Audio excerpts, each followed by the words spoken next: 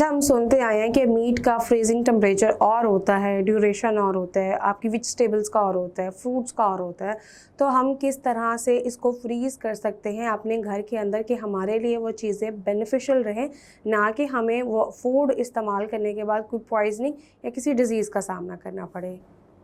ठीक है नताशा, इसमें सबसे मेजर जो चीज़ है ना, आप अपना जो फूड है वो लेकर आ रहे हैं, वो अप्रूव्ड जो है सप्लायर्स या स्पेसिफिकली ऐसी जो है वो मार्केट होनी चाहिए जो कि फूड सेफ्टी का या हाइजीन का ख्याल रख रहे हों।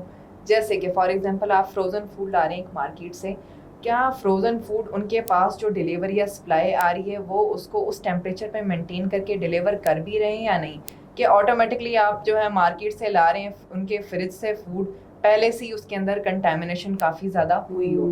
ठीक है, तो आपने ये मेक श्योर करना है सबसे पहली चीज़। और आपने जिस फूड को जिस टेम्परेचर पे जो है वो मेंशन किया गया उसी पे स्टोर करना है। जैसे फ्रोज़न फूड है तो आप उसको फ्रिज में फ्रोज़न जो है वो साइड पे स्टोर करेंगे, और जितना आपने उसको यूटिलाइज़ करना है सिर्फ इतना पोर्शन उसका बाहर निकालेंगे। देन है, अगर हम फ्रिज में सीक्वेंस की बात करें, वो बड़ी सबसे ज़रूरी है, जिसमें फर्स्ट स्टेप पे आप पहले जो है वो पोर्शन के अंदर आप रेडी टू ईट फूड को स्टोर करें, जिसको हम कुक फूड कहेंगे, जिसको आपने प्रोसेस नहीं करना, सिर्फ निकालना है और कंज्यूम करना है थोड़ा सा जो है वो वार्म अप करके। उसको आप सबसे टॉप पे स्टोर करें। सेकंड पे आपके ready to eat raw food आएंगे, जिसमें वेजिटेबल्स और फ्रूट्स आ जाएंगे।